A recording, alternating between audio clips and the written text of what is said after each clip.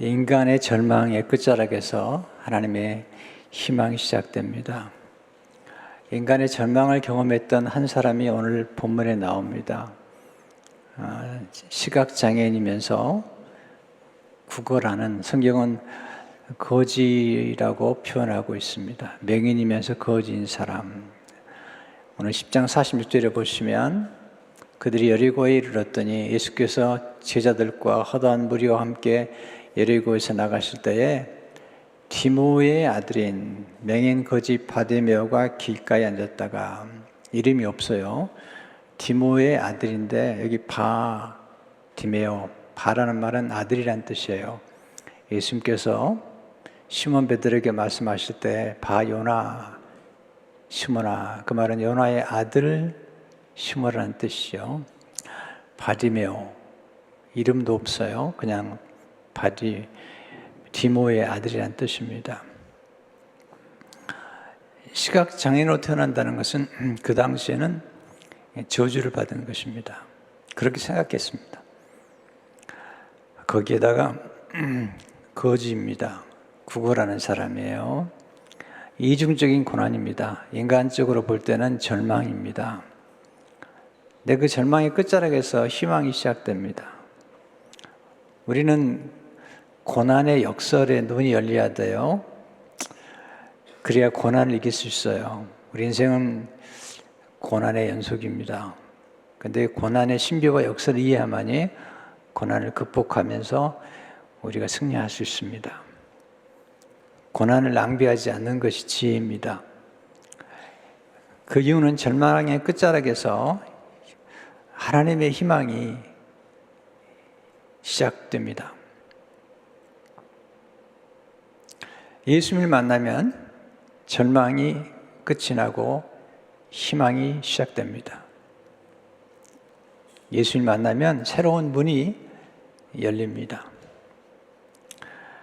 바디메오가 길가에 앉았다가 예수님이 지나가신다는 소식을 듣고 소리 지릅니다. 예수님을 부릅니다. 47절에 보시면 나사렛 예수시라는 말을 듣고 소리질러 이르되 다윗의 자손 예수여 나를 불쌍히 여기소서 하거늘. 아주 짧지만 아주 중요한 기도예요. 하나님의 마음을 가장 움직이는 기도예요. 예수여 나를 불쌍히 여기소서. 따라서 해보세요. 예수여 나를 불쌍히 여기소서.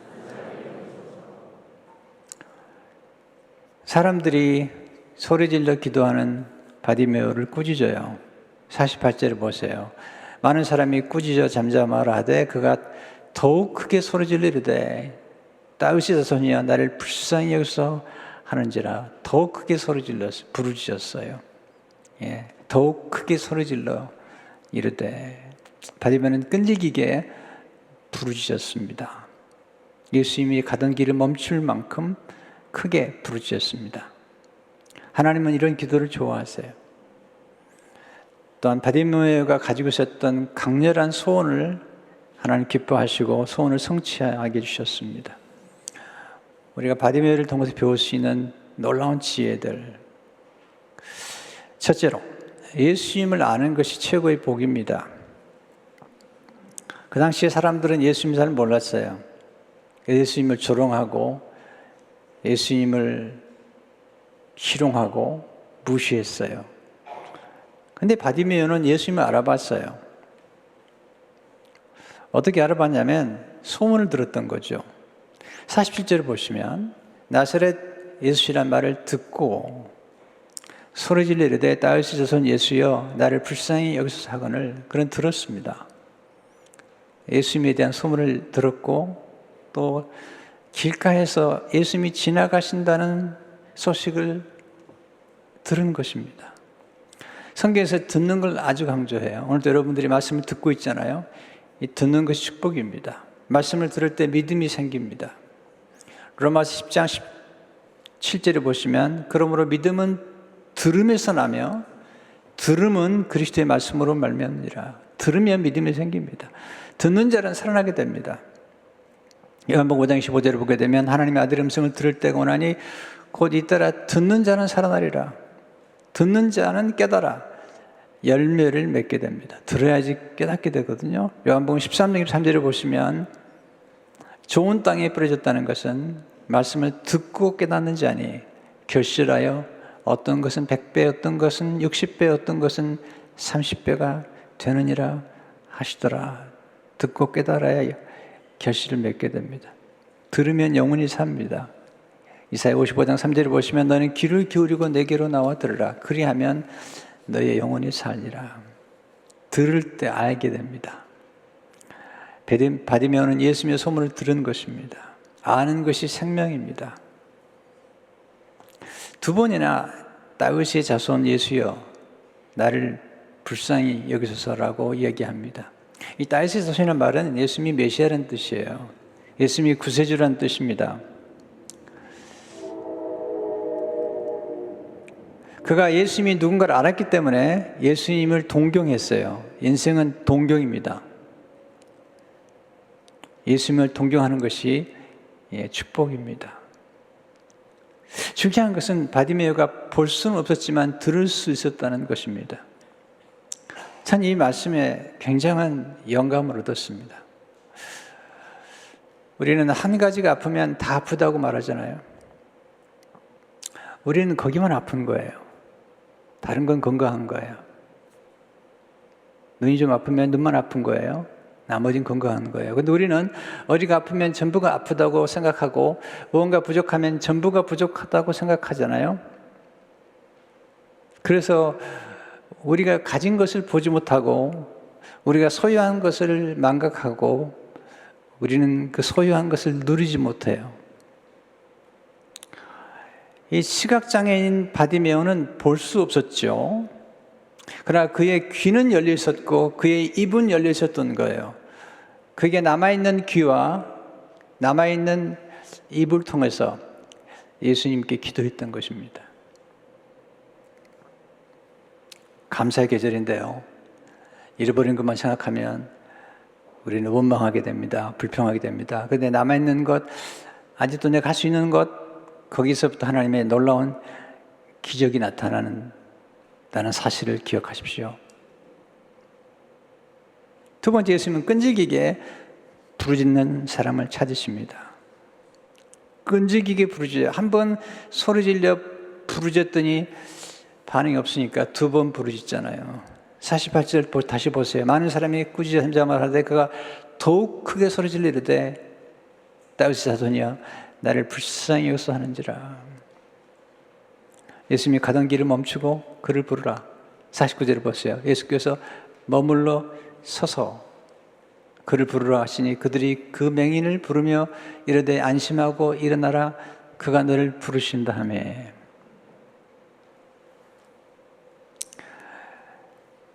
그가 예수님께 나아가죠. 예수 배우는 중요한 교훈이 있어요. 첫째로 예수님께 오는 기회가 최상의 기회입니다. 예수님께 나오는 기회, 최상의 기회죠. 50절 보세요. 맹인이 겉옷을 내버리고 뛰어 일어나 예수께 나오거늘. 이 말씀 묵상하다가 맹인이 겉옷을 내버린 것은 그의 과거를 내버린 거예요. 그의 고난을 내어버린 거예요. 그의 머릿속에 있는 숙명론, 나는 맹인으로 살 수밖에 없다고 생각했던 그 숙명론을 내어 던져버린 거예요. 그가 시각장애인이라는 자아상을 내어버린 거예요. 그는 뛰어 일어났어요. 예수님께로 나아갔습니다. 기회가 찾아왔을 때 기회를 붙잡는 것이 지혜입니다. 어떤 기회는 한 번 지나가면 다시 오지 않습니다. 기회는 준비된 사람만이 붙잡을 수 있습니다. 바디메오는 기회를 알아봤죠. 예수님께 나아간 것입니다. 예수님을 만나는 것이 최고의 축복입니다. 기도가 뭐죠? 예수님께 나아가는 것입니다. 예수님께 나아가서 긍휼을 얻는 거예요. 제일 좋은 기도는 긍휼을 얻는 거예요. 하나님께 긍휼을 구하는 거예요. 히브리 4장 16절을 보면 그럼 우리는 긍휼을 하심을 받고 때를 따라 돕는 은혜를 얻기 위하여 은혜의 보좌 앞에 담대히 나아갈 것이니라. 하나님 앞에 긍휼을 구하는 것은 지혜입니다. 우린 다 부족한 죄인들이잖아요. 그런데 예수 그리스도의 은혜로 의인이 된 거죠. 지금도 우리는 공의를 구해야 됩니다. 두 번째, 예수님은 우리가 끈질기게 부르짖을 때 만나주십니다. 끈질긴 부르짖음, 끈질긴 기도입니다. 우리는 기도하다가 너무 쉽게 낙심합니다. 쉽게 포기합니다. 우리 기도하는 때 끈질기게 부르짖어하는 기도를 좋아하세요. 부르짖어 기도할 때 크고 은밀한 일을 보여주십니다. 에레미야 33장 3절을 보시게 되면 너는 내게 부르짖으라 내가 내게 응답하겠고 내가 알지 못하는 크고 은밀한 일을 내게 보이리라. 부르짖으면 보게 됩니다. 부르짖어 기도할 때 우리를 만나주십니다. 에레미야 29장 12절 13절을 보게 되면 너희가 내게 부르짖으며 내게 와서 기도하면 내가 너희들의 기도를 들을 것이요 너희가 온 마음으로 나를 구하면 나를 찾을 것이요 나를 만나리라. 여러분, 하나님을 만나는 것보다 더 큰 축복은 없는 것입니다. 부르짖어 기도할 때 모든 환난에서 건져주십니다. 시편 34편 6절을 보시면 시편을 쓴 이 다윗의 고백이죠. 이 공고한 자가 부르짖음에 여호와께서 들으시고 그의 모든 환난에서 구원하셨도다. 우리가 부르짖어 기도할 때 우리 넓은 곳에 세워주십니다. 시편 118편 5절을 보시면 내가 고통 중에 여호와께 부르짖었더니 여호와께서 응답하시고 나를 넓은 곳에 세우셨도다. 응답하신다. 그 넓은 곳에 세워주신다는 겁니다. 고통의 문제를 해결해 주시는 정도가 아니라 넓은 곳에 세워주는 하나님의 은혜입니다. 부르짖어 기도할 때 병을 고쳐주십니다. 다윗은 많이 아팠던 것 같아요. 시편에 보면 그가 아파서 고침받은 이야기를 많이 쓰고 있어요. 심지어는 죽음의 고비, 사망의 줄이 나를 두르고 이런 고백을 해요. 그런데 하나님의 그를 고쳐주셨다는 간증이 담긴 시를 많이 쓰죠. 시편 30편 2절을 보시면 여호와 내 하나님의 내가 주께 부르짖음에 나를 고치셨나이다. 하나님은 병을 고쳐주시는 분이시죠. 히스기야가 죽을 병에 걸렸어요. 하나님께 간절히 기도해요. 애절하게 기도해요. 통곡하며 기도해요. 하나님이 그의 생명을 15년 연장시켜 주시죠.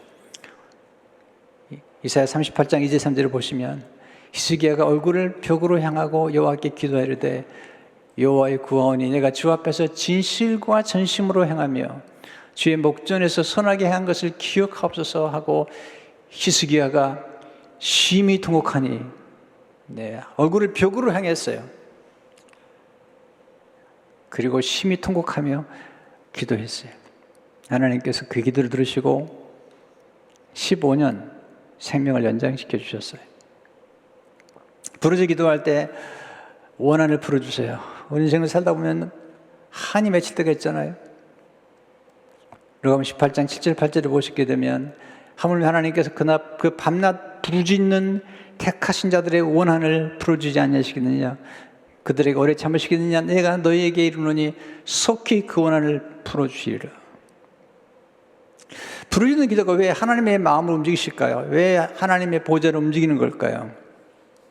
그건 간절함 때문이죠. 찰스 스펀저는 말하기를 간절함이 없는 기도는 기도가 아니다. 우리 기도에 불이 붙지 않고서는 소멸하는 불이신 하나님과 대화할 수 없다. 간절함. 꼭 소리가 크지 않아도 돼요. 그러나 그 기도 속에 얼마나 간절함이 담겨 있는지, 얼마나 애절한지, 이엔 바운즈는 말하기를 간절함은 기도의 정수에 해당한다. 열정은 기도의 원동력이다. 바디몬은 간절히 기도했어요. 그런데 예수님께서 부르신다는 말을 듣고 주저함이 없이 일어나서 그의 겉옷을 벗어 던졌어요. 새 번역은 50절 말씀 이렇게 번역했어요. 그는 자기의 겉옷을 벗어 던지고 벌떡 일어나서 예수께로 왔다. 영화의 한 장면 같아요. 시각장애인이 예수의 부름을 받고 겉옷을 벗어 던졌어요. 그리고 예수님께 나아간 것입니다. 세 번째, 예수님은 우리의 소원을 따라 역사하십니다. 예수님이 바디메에게 무엇을 하여 주기를 원하는지 물으십니다. 그의 소원이 무엇인지 물으십니다. 그는 보기를 원한다고 대답합니다. 놀라운 대답이에요. 51절을 보시면 예수께서 말씀하시되 내게 무엇을 하여 주기를 원하느냐? 맹인이 이르되 선생님이여 보기를 원하나이다. 오늘 하나님께서 이 자리에 계세요. 여러분 한 분 한 분에게 물어보세요. 무엇을 하여 주기를 원하는지 물어보세요. 여러분의 소원을 물어보세요. 하나님은 여러분의 소원에 관심이 많으세요.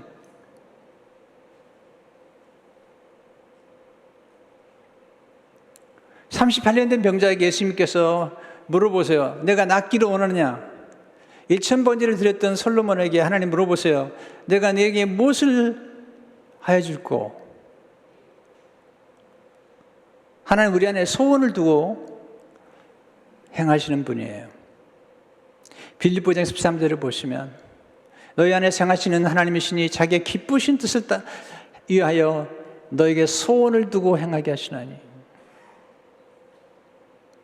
하나님 우리 마음의 소원을 이루어 주시는 분이세요. 시편 30편 4절을 보시면 또 여호와를 기뻐하라 그가 내 마음의 소원을 내게 이루어 주시리로다. 바디모의 대답은 정말 놀라운 대답입니다. 선생님이여 보기를 원하나이다. 태어나서 한 번도 본 적이 없는 사람이에요. 그가 예수님께 나갈 때도 그의 눈은 보지 못해서 그는 어두움 속에 있었어요. 보는 것이 무엇인지 알지 못하는 사람이에요. 다만 들어서 알겠죠. 빛을 본 적이 없습니다. 사람을 본 적이 없습니다. 그는 큰 것을 구했어요. 그가 필요한 것을 구했어요. 그는 담대히 구했습니다. 우리 소원 속에 우리의 믿음이 담겨 있습니다. 바디모의 믿음은 큰 믿음이에요. 지금 이 시대도 시각장애인이 하나님의 기적으로 눈을 뜬다는 것을 믿는 사람이 얼마나 될까요? 그 당시에 시각장애인은 권심받지 못할 뿐만 아니라 저주받은 인생이라고 생각했던 거죠. 그런데 그는 담대했습니다. 우리 소원 속에 큰 믿음이 담겨 있습니다. 바디모의 믿음은 큰 믿음이에요. 예수님이 그 믿음을 보시고 그의 눈을 열어주십니다. 그를 구원해 주세요. 눈만 열어주신 게 아니라 그를 구원해 주세요. 52절을 보시면 예수께서 이르시되 가라 내 믿음이 너를 구원하느라 하시니 그가 곧 보게 되어 예수를 길에서 따르니라.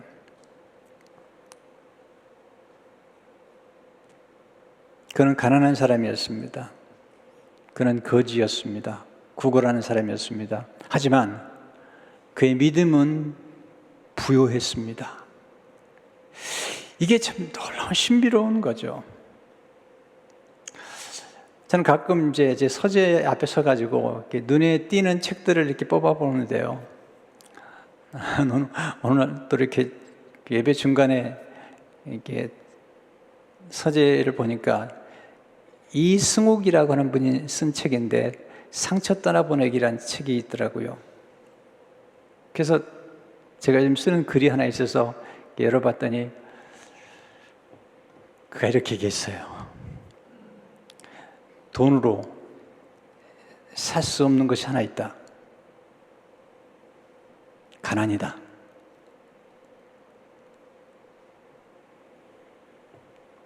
네, 돈으로 살 수 없는 게 있죠. 가난이죠.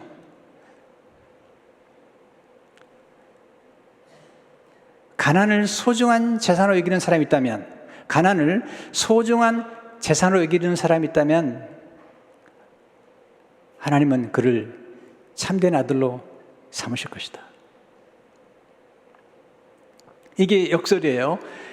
시각장애인이었기 때문에 그가 예수를 만나게 되었고, 그가 가난했기 때문에 그의 믿음이 부여했고, 비록 그는 보지 못했지만 예수 그리스도를 알았습니다.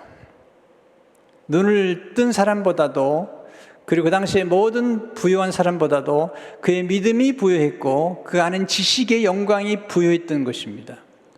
하나님이 찾으시는 것은 믿음이에요.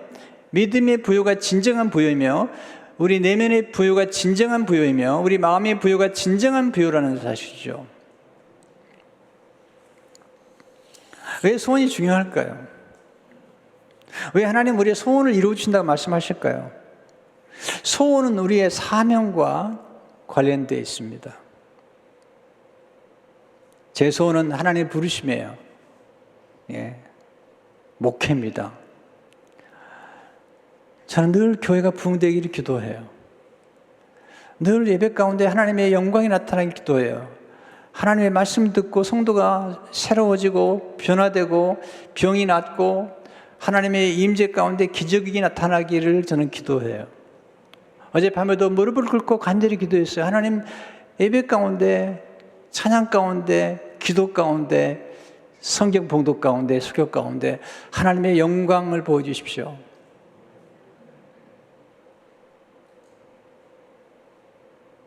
다친 영혼이 마음이 열리고 딱딱한 마음이 부드러워지고 눈에 눈물이 나올 수 있는 하나님의 영광을 보여주십시오.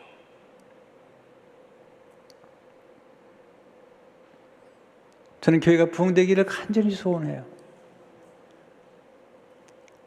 할 수만 있으면 많은 분들이 모여서 함께 예배하고 함께 영광을 돌리기를 소원하는 사람이에요. 저는 설교자로 부름을 받았어요. 저는 항상 설교를 생각해요. 날마다 하나님 말씀 묵상해요. 그리고 성도들에게 전할 말씀을 가지고 씨름하고 또 씨름하고 또 씨름해요. 이게 제 소원이에요. 소원은 우리의 소망입니다. 소원은 우리의 삶의 목표입니다. 여러분, 목표를 가지시면 날마다 목표를 가지셔야 됩니다. 우리 인간을 가장 강력하게 움직이는 힘은 목표입니다. 목표.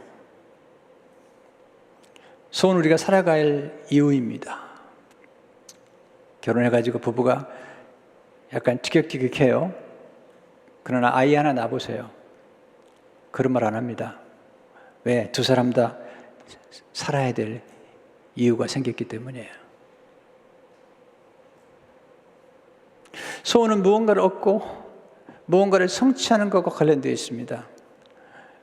우리가 살아가면서 무엇이 갖고 싶다는 거 중요한 거예요. 뭐 그런 걸 그렇게 생각하지 마세요. 요즘 우리 둘째 손주가 갖고 싶은 것은 스마트폰이에요. 네. 내년 생일이 되면 엄마가 사준다고 그래서 기다리고 있어요.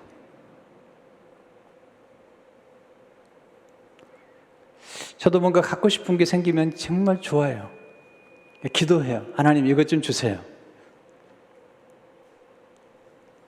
뭔가 이루고 싶은 것, 소원은 누군가를 닮고 싶은 거예요. 우리의 궁극적인 소원은 예수님을 닮는 것이잖아요. 소원은 거대한 에너지예요. 소원이 없는 사람은 바람 빠진 풍선 같아요. 소원은 가지셔야 돼요. 소원이 있어요. 누구에게나 있는데 우리 깊은 곳에 있는 소원을 우리가 끌어내지 못해서 그러는 거예요. 깊이 묵상해 보세요. 소원은 꼭 자신만을 위한 게 아니에요. 자녀를 위한 소원, 손주를 위한 소원, 교회를 위한 소원, 여러분이 위에서 기도하는 목회자를 위한 소원도 있잖아요. 우리 성도님들은 저를 위해서 많이 기도하세요.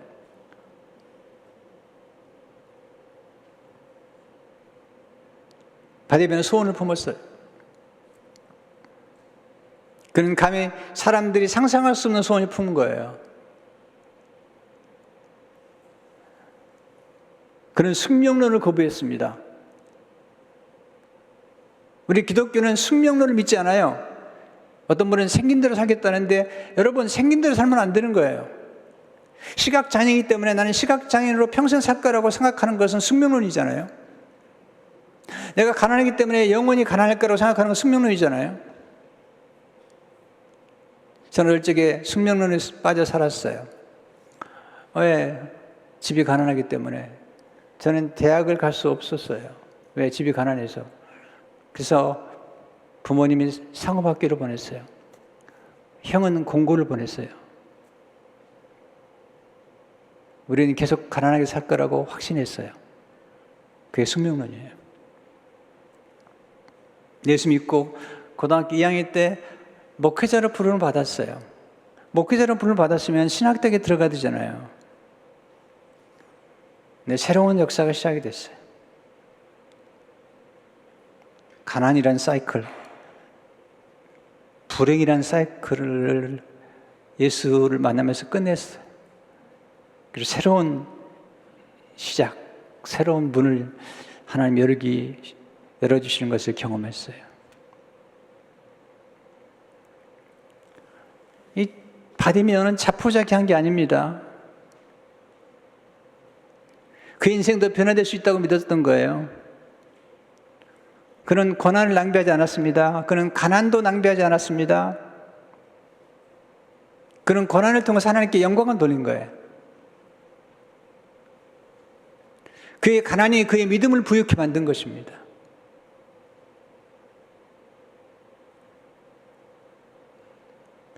예수님은 네 번째로 길가에서 놀라운 일을 이루십니다.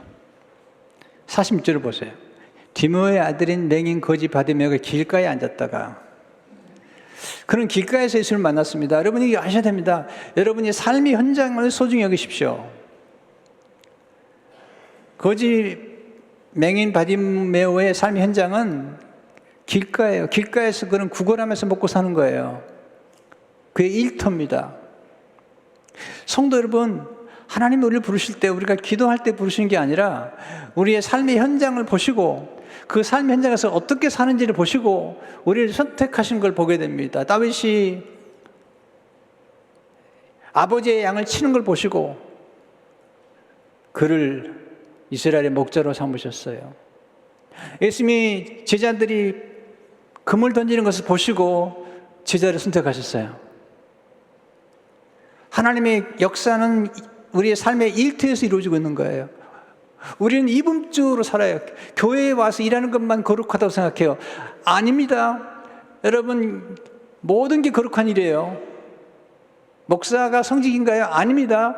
목사만 성직이 아니에요. 여러분 모두가 성직을 행하고 있는 거예요. 이게 마틴 루터가 주장했던 개신교의 개혁 정신이에요.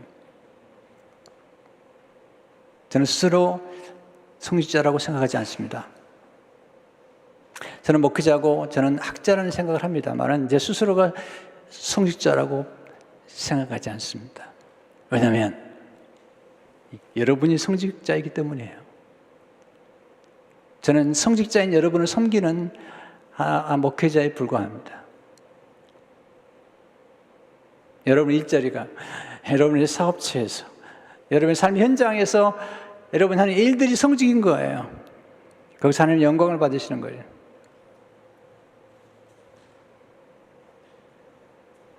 저는 그래서 여러분을 존중해요. 여러분 하는 일을 존중해요. 왜냐하면 여러분 하는 삶의 현장에서 하나님 영광을 받으시기 때문이에요.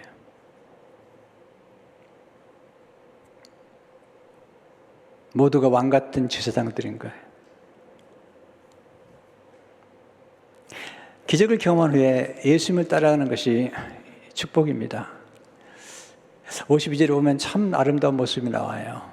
그가 곧 보게 되어 예수를 길에서 따르니라. 많은 사람들이 예수님의 기적을 경험했지만 예수님을 따라간 사람은 많지 않았거든요. 기적을 본다고 예수님을 따라가는 게 아닙니다. 이 세상에서 성공했다고 예수님을 따라가는 게 아니잖아요. 가룟 유다는 예수님을 가장 가까이서 수많은 기적을 보았지만 예수님을 믿지 않았습니다. 예수님을 따라가지 않았습니다. 예수님을 알지 못했습니다. 예수님을 은 30에 팔았어요. 예수님을 은 30으로 계산한 거예요. 이게 무지라는 겁니다. 바디메오는 예수님을 그리스도라고 알았던 거예요. 구원자라고 알았다는 거예요. 그래서 예수님께서 내가 구원을 받았다고 말씀하고 계신 거예요. 왜냐하면 바디메오는 예수님을 구원자로 믿었기 때문이죠.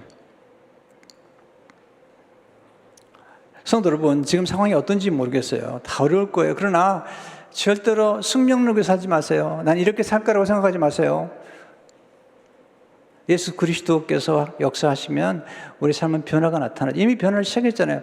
원래 우리는 죄인인데 우리는 의롭다고 부르셨잖아요. 우리가 의인이라는 거예요. 우리가 하나님의 자녀라는 것입니다. 왕 같은 제사장이라고 말씀하시잖아요. 우리는 생긴 대로 사는 게 아닙니다. 하나님이 부르신 부름에 따라서 우리 삶은 계속 변화될 수 있고, 그리고 우리 삶 가운데 기적을 경험할 수가 있습니다. 여러분, 기도하면 길이 열립니다. 여러분, 기도하면 병이 낫습니다. 기도하면 변화가 나타납니다. 기도하면 새로운 만남이 나타납니다. 우리가 잃어버린 것만 보지 마시고, 우리가 이미 소유하고 있는 예수 그리스도, 우리와 함께 하신 예수 그리스도, 우리에게 주신 놀라운 기회들, 아직도 남아있는 것 비록 보지 못합니까? 들을 수 있고 말할 수 있잖아요. 그것들을 선용했더니 보게 되잖아요. 우리 너무 쉽게 포기하잖아요. 아닙니다. 아직 게임은 끝나지 않았습니다. 하나님이 기다리실 때 더 놀라운 일들이 전개가 됩니다. 기억하세요? 네, 고난을 소중한 재산으로 여기는 사람은 지혜로운 사람입니다. 가난을 소중한 재산으로 여기는 사람은 정말 부유한 사람이죠. 왜냐하면 예수님께서 가난한 자가, 심령의 가난한 자가 복이 있나니 천국이 저희 것이라고 말씀하셨거든요.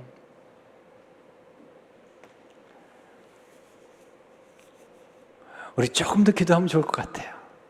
낙심하지 말고 하나님께 나가서 기도하는 가운데 하나님의 놀라운 기적을 경험하는 여러분 되시기를 주님 이름으로 축원합니다.